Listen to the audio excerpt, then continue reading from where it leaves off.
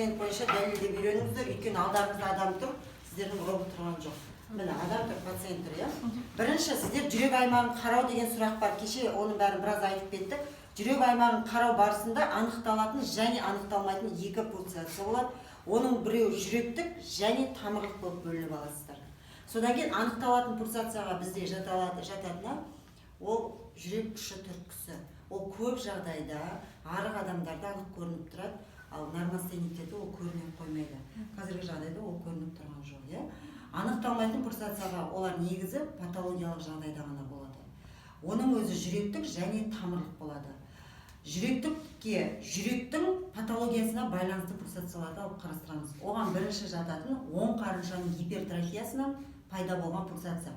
Оң қарынша өкпемен, жүректің өкпемен жабылмаған бөлігінде жатқандықтан, жүректің орналасу бағыты көп жағдайда нормостениктерде орта сагитальды ғой, ол мына бөлікте болады. Сондықтан ол ұлғаятын болса сіздерге төмен береді. Ұлғайғаннан кейін ол төмен қарай түседі, сондықтан пульсацияны эпигастриге көрсетеді. Эпигастральды аймақ дегеніміз мына аймақ. Содан кейін кеше көптеріңіз 90 градус бұрышты жасау үшін сіздер түсінбейсіздер. Мына бізде қабырға доға болып орналасады анатомически. Доғадан сіздер былай келу керексіздер, мені қолдарыңызды алып, былай келесіздер де, міне астындағы үш бұрышты дәлелдейсіздер мына тұрған. Яғни осы аймаққа үлкен жайылмалы түрде сіздер пульсация көретін болсаңыздар, ол оң қарыншалық. Оң қарыншалық белгілер көп жағдайда адамның ісінуімен, тамырлардың ыдырайған көрінуімен, кей жағдайда сарғаюымен және бауырдың ұлғаюымен қатар жүреді. Ол сондай өзі. Сондықтан оң қарыншалық егер гипертрофия болатын болса, ол тек қана пульсация ғана бермейді, яғни оның бауыр ұлғайған деген сөз. Бауырдың пульсациясы қатар қосылады да жайылмалы түрде пульсация береді. Бұл жүректік. Екінші жүректікке жататыны, жүрек инфарктіге ұшырағаннан кейін оның асқыну дәрежесі ретінде жүректің аневризмасы пайда болады. Сондықтан сіздер санайсыздар, қабырға, үшінші қабырға немесе төртінші қабырғаның арасында бекіген жерінде пульсация көретін болсаңыздар, сол жақтан ол жүрек аневризмасының пульсациясы деп аталады. Қалғанның бәрін тамырлыққа жатқызамыз. Тамырлыққа бірінші жатады оң жақтан, төстің оң жақ қырынан екінші қабырға аралықта пульсация көрсеңіздер, бұл қолқа аневризмасы. Сол жақтан көретін болсаңыздар, өкпелік гипертензия, яғни өкпе сабауының гипертензиясы. Сол жақтан, екінші қабырға аралық төстің сол жағы. Одан кейін ұйқа артериясының соққысы. Қазіргі жағдайда ұйқа артериясы көрінбейді. Пульсация жағдайындағын анықтай аласыздар, мойның кішкене бұрасыздар. Осы жерде ұйқа артериясы билеп тұрса, көзге анық көрінсе, және ол бір ғана нәрсе емес, басының маятник тәрізді былай қозғалып тұрса, алға артқа қозғалып тұрса, оны мюссе симптомы деп атайды. Онымен қатар жүретін кішкентай капиллярлық пульс дейді, яғни квинке симптомы дейді. Тырнақты басқан кезде мені қараңыздаршы, аппақ дақ пайда болды ғой. Ол кезде оның пульсациясы жүретін болса, бұл ағарып, қызарып, тоқтамай тұрады, пульсировать етіп тұрады. Осы үшеуі қосылғанды белгіні аортаның ақаулығына жатқызамыз. Оның ішінде аортаның жеткіліксіздігі, стенозы деп айтып жүрмеңіздер. Мюссе симптомы, каротид биі, ұйқа артериясының билеуі және қолдағы квинке симптомы, кішкентай капиллярлық пульстың оң болуы аортаның жеткіліксіздігін көрсетеді. Әрі қарай мойын веналарының анық ыдырайып көзге көрінетін болса, ол жоғарғы қос венасының қысымының артуы, немесе үш жармалы қақпашы жеткіліксіздігі және оң жақ қарыншаның кеңеюі кезінде болады да, ол сондай қысымды арттырады да, мойын веналары үлкейіп ыдырайып көрінеді. Және сонымен қатар осы үш жармалы қақпақшаның жеткіліксіздігі, оң қарыншаның гипертрофиясы барысында жаңағы бізде стокс жағасы деген болады, мойының үлкен жаға тәрізді ісінуі. Онымен қатар жүретін жаңағы денедегі ісінулер қатарынан кетеді. Осындай. Содан кейін самай артерияларының анық ыдырайып көріп тұруы, ол артериальный гипертензия белгілері, онымен қатар жүретін беттің қызаруы болады. Осында сіздер айтасыздар. Жүрек аймағында келесі не көрініс алады бізде? Жүрек аймағында бізде жүректің тұсының бүкірленуі. Ол мына төстің өзгерісі емес, жүрек тұсындағы бүкір. Бұны жүрек бүкірі деп атайды. Ол сіздер оқып кеткен кішкентай балалардың ақаулықтары. Жас кезінде балаларда жүректің ақаулықтары туа пайда болатын болса, ол жүректің камераларын ұлғайтады да, мына төске бекіген жері балаларда шеміршек болады. олардың сүйегі майысқан болмайды. Тек мына сүйек пен төстің арасындағы сүйектер шемшек болады, өйткені кеудесі өсу керек. Неге балаларда травмалар өте жеңіл өтеді, олардың көп бөліктері шеміршекті болғандықтан оларда амортизация жақсы, үлкен адамдарға қарағанда. Сондықтан оңай шеміршекті бөлікті деформацияға ұшырағаннан кейін кеуде бөлімі солай қисайып қалады.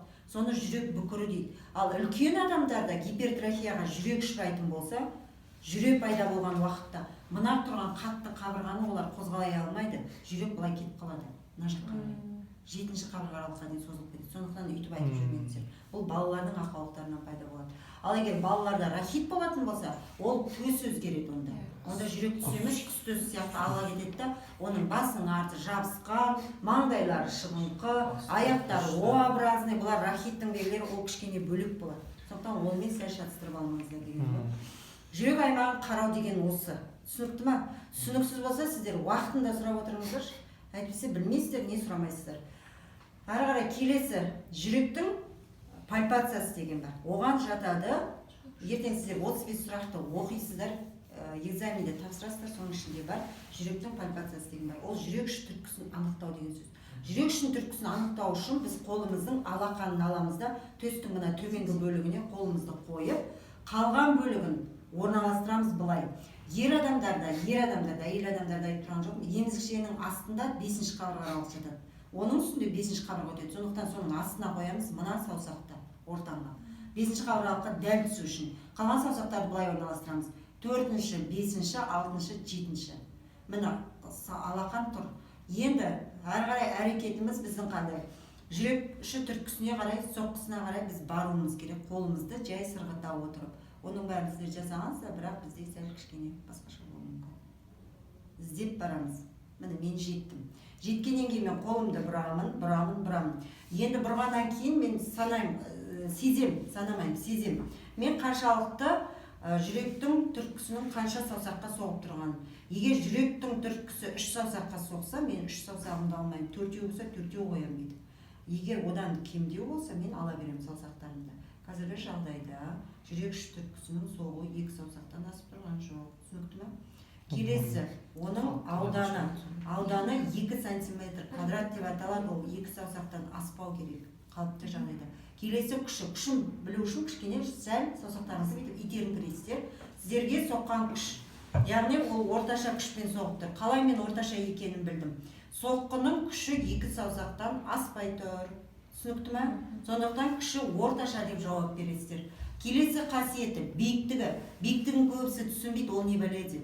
Ол биіктігі дегеніміз таралу амплитудасы. Мысалға сіздер үйлеріңізде музыка қойсаңыздар, оның үлкен колонкамен қойып, колонканың дыбысын қатты күшейткен сайын үй жаңғырады ғой.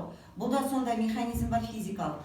Егер бұның күші орташа болса, 2 саусақтан аспаса, биіктігі осы айналада қалып кетеді. Ол жайылмайды және биік емес. Қазіргі жағдайда биік емес. Түсінікті ма? Резистентті дегеніміз ол бұлшықеттің қалыңдауына байланысты жағдай. Егер бұлшықет қалың болса, қол астында ол қалың болып сезіледі, тығыз болып сезіледі. Қазір резистентсіз. Және 5-ші қасиеті оның орналасқан орны. Оны көздеріңізбен көрмейсіздер, санайсыздар. Бұғананың астында 1-ші қабырға жатады, одан кейін ойық 1-ші қабырға аралық. 2, 3, 4, міне 5-ші қабырға аралық. Бұғана орта сызығынан әрбір адамдарда әртүрлі, біреулерде 1,5 сантиметр іште жатады, біреулерде 2 сантиметр іште жатады. Қазір где-то 1,5-2 сантиметрде іште орналасып тұр. Яғни орналасқан орны қазіргі жағдайда қалыпты. Болғаннан кейін қолдарыңызды аласыздар. Түсінікті ме? Оған дейін дәлелдеп сөйлейсіздер. Жаңа ғана айтып кеттім, мен неге биік болады, жайылмалы болады, күшті болады және резистентті болады, тек гипертрофияға ұшыраса. Қалған уақыттарда ол биік те болмайды, жайылмалы да болмайды, оның алаңы да ұлғаймайды. Жүректің түрткісі сезілмейді, тек перикард жабысып қалса жүрекке. Түсінікті, иә? Келесі, осы пальпация әдісіне мысық бұрылы феноменін біз анықтап өтіп кетеміз. Оған жатады, біз бірінші жүрек түсін былай қолымызбен сезуіміз керек. Егер де біз қолымызбен сипау барысында қолымызға діріл сезілсе, біз айтамыз, митральды стеноз бар. Митральды стенозда тесік тар тесіктен қанның өтуі қиындықпен болғандықтан ол өте үлкен қысыммен бірақ қан айдалады. Сондықтан ол тесікті жыртып, ұлғайтып өткендіктен сіздерге құлақтарыңызға ол шуылбай естіледі, ал қолдарыңызға діріл болып сезіледі. Соны диастолық мысық пырылы деп айтасыздар. Митральды стеноз.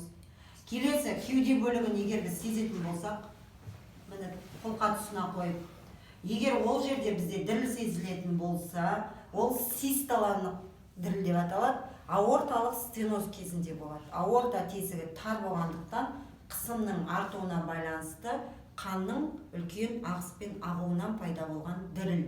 Оны систолық діріл деп атайды. Келесі пальпация әдісіне жатады пульс. Кеше пульсты білмей жатыр. Пульс деген оп-оңай. Пульс бізде 5 қасиеті бар. Оны анықтау үшін мына саусағымызды сүйекке, қалған 3 саусағымызды тамырға орналастырып аламыз. Бірінші қасиеті синхрондылығы деп аталады. Міне тамырдың соғысының біркелкілігі екі жақта, екі қолда. Оны қолдарыңызбен сезіп аласыздар, асықпайсыздар. Міне сезіліп тұр қолға анық екенін, біркелкі екенін. Енді біз ырғағын тексеруіміз керек. Ырғағын тағы да қолдарыңызбен сезесіздер.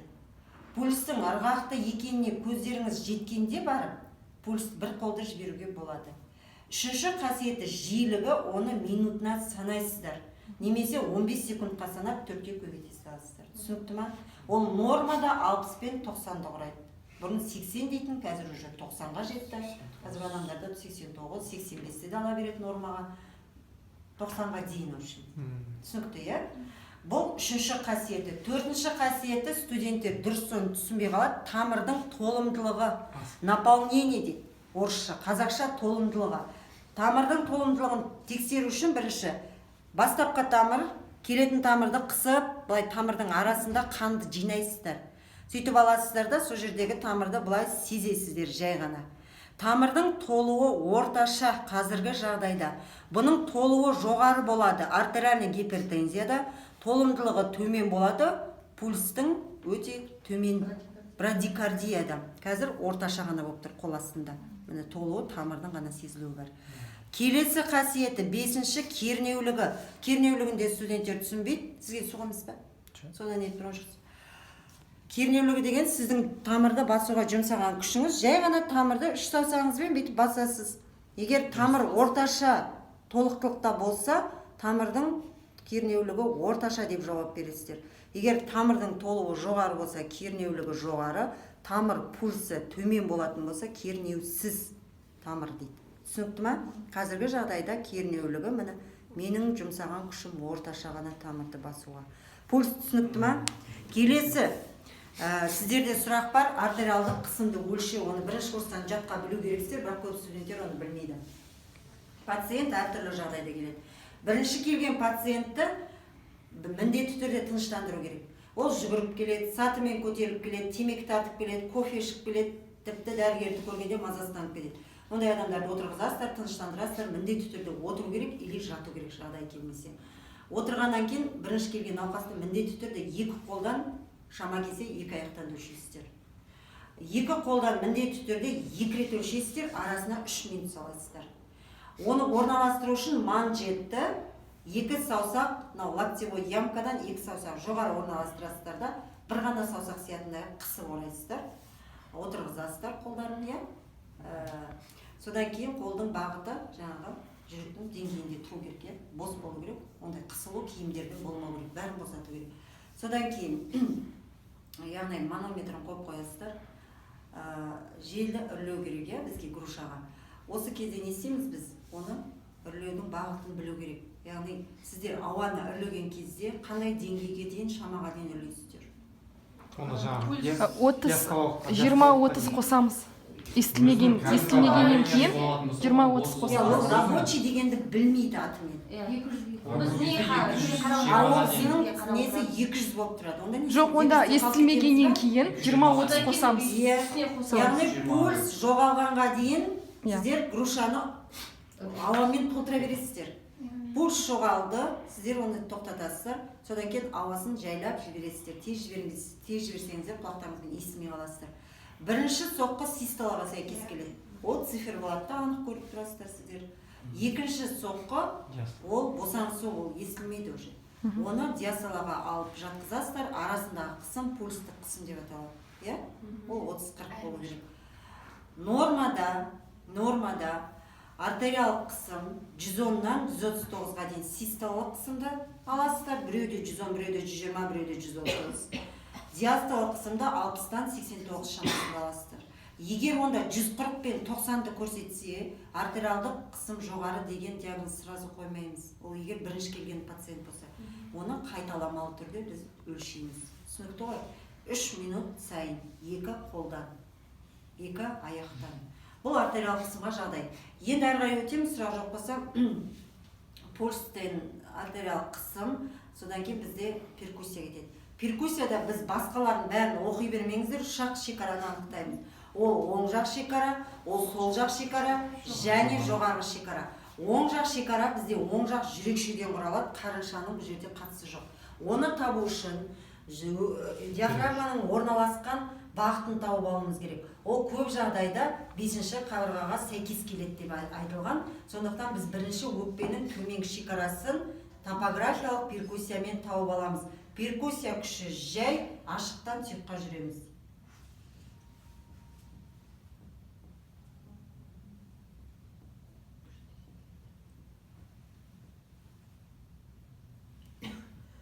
Дыбыстың өзгерген бағытына қол қоямыз.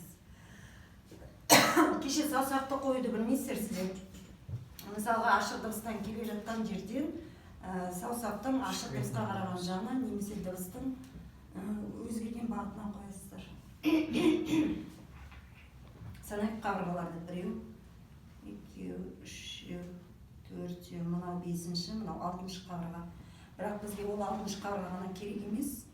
5 және 4-ші. 4-ші қабырға аралыққа түскеннен кейін сіздер бағыттарыңызды өзгертесіздер. Қолдың қою бағыты бізде тірт болады. Және төске қарай бағыт алғаннан бастап сіздер мен тамам жоқ. Точно шықты? Конечно, постоянно білінбей, соны соқтен.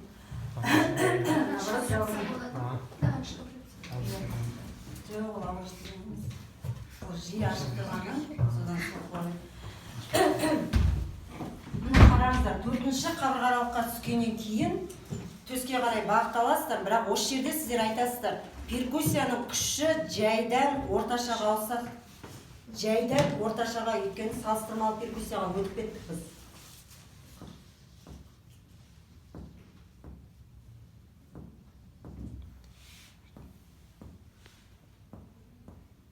Дыбыстың күшінің бағытына қарайсыздар да, оның өзгеру бағытына дейін жүресіздер. Содан кейін қолды саусақтың ашық дыбысқа қараған жағынан белгі қойып аласыздар да, төсті іздейсіздер.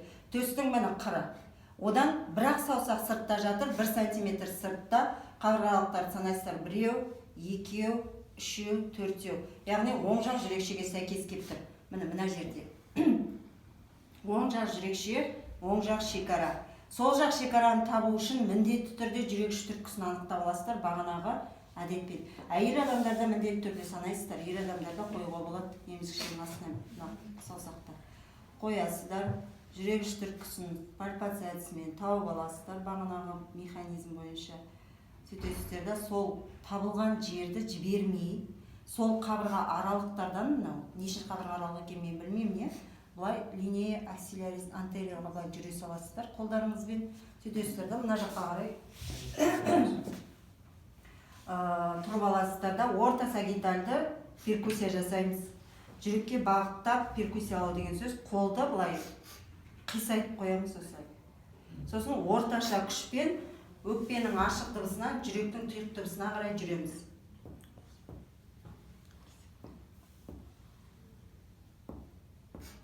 Сосын емізік шешесіне келген кезде тік орналастырасыздар да.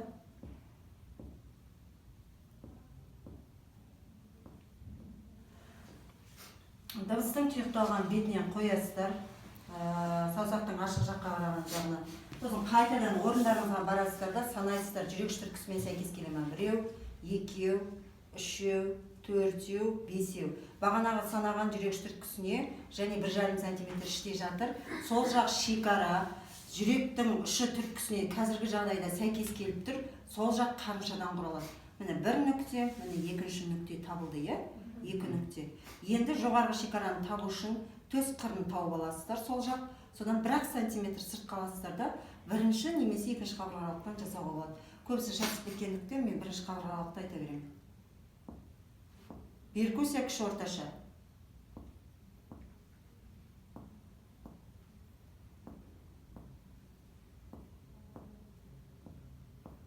Дыбыстың күші аяқталған кезде қарайсыздар.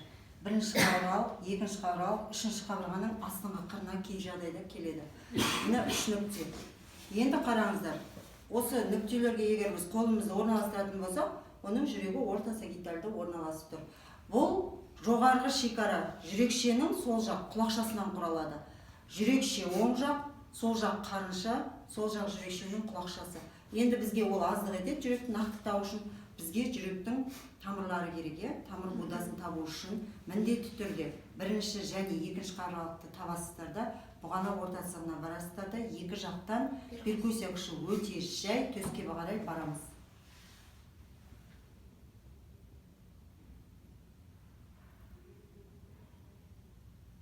Дыбыстың күші естілмей кетті, мына жерден ұстап тұрмыз өзіміз. Екінші жақтан да дәл солай, екінші қабырғалық бойымен қайтадан өте жай перкуссия.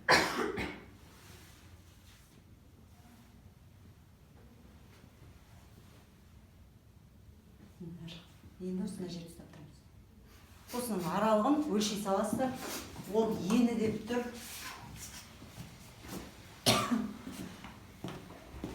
Шашыдан сізге қима тұр ма? Демалуға? 6 сантиметрді құрап тұр. Мынау тамыр будасының орналасқан орны екі төстің екі шеті. Екі шетіне шығып тұрған жоқ, мына 6 сантиметрді құрап тұр. Бұл тамыр будасының ені деп аталады. 3 тамыр кіреді. Қолқа және өкпе сабауымен жоғарғы қос венасы. Мына төстен сыртқа шықпайды, нормада шықпайды. Сонда міне өзі жүректің бағыты шықты, иә? Жүректің шекарасы деп аталады. Енді үшінші, қазір біз тез айта кетейік. Ол жүрек аускультациясы деп аталады. Жүрек аускультациясының барлық ережелерін біз айттық. Тек тыныштық сақтайсыздар да, сосын кейін оны 5 нүкте арқылы жасайсыздар.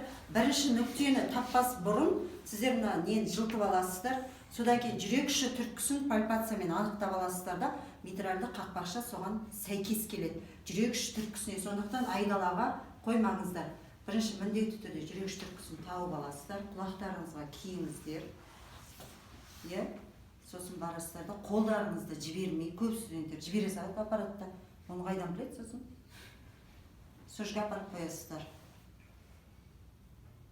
Енді жүректі тыңдау кезінде міндетті түрде бірінші, екінші тон арасындағы пауза арасында өзгерістер бар ма, соны тыңдай кетесіздер.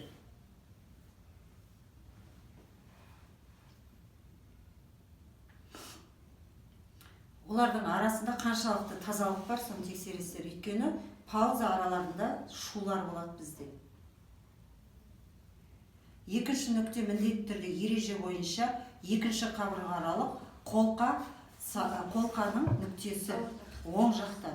Тура төске жақын жерге қоясыздар қабырға аралыққа. Қабырғаның үстінен қойсаңыздар, естілмейді.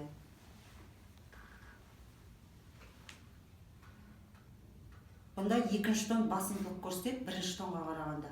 Бірінші тон бірақ естіледі. Үшінші нүкте төстің сол жақ қырында дәл соған параллельді қойсаңыз.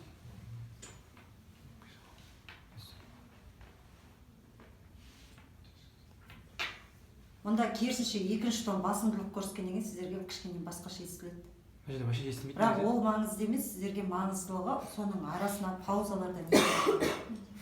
Үшінші нүкте кетті, төртінші нүкте семсер тәрізді өсіндінің түсін тауып аласыздар, бірақ сәл кішкене солға қарай. 3 жармалы қақпақшаның нүктесі. Міне мұнда бірінші тон басымдылық көрсетіп тұр.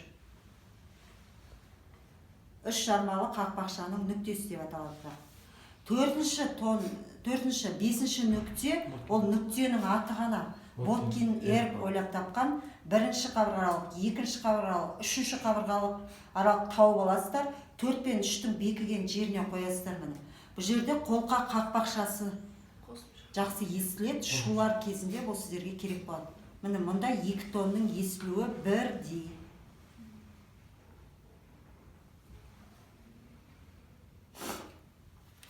Болғаннан кейін барып шешесіздер. 1000 рет шешіп алып салудың қажеті жоқ. Содан кейін болғаннан кейін айтасыздар жүрек тондарының қандай екенін. Қазіргі жағдайда жүрек тондары анық және ырғақты болды. Түсінікті, иә? Осы сөзді ғана айтыңыздар, көп сөздің керегі жоқ. Шуларды сіздер әлі айыра алмайсыздар. Ол 5-ші, 6-ші, 7-ші курстың есінде қалады. Бізге қазір дәл осыны жақсы 1-ші, 2-ші тон, 1-ші, 2-ші тонды жақсы айыра білу сіздерге. Қалған ешқандай ештеңе жоқ. 1-ші тон міндетті түрде жүрек шірткісінің соғуымен, ұйқы артериясының соғуымен және пульстың соққысына сәйкес келеді. Өзі дыбысы жағынан ұзақ және төмен. Өзі ұзақ паузадан кейін пайда болады диастолық. 2-ші тон қысқа және қатты. Ол диастолық тон деп аталады. Түсінікті ме? Жақсы, отырыңыз.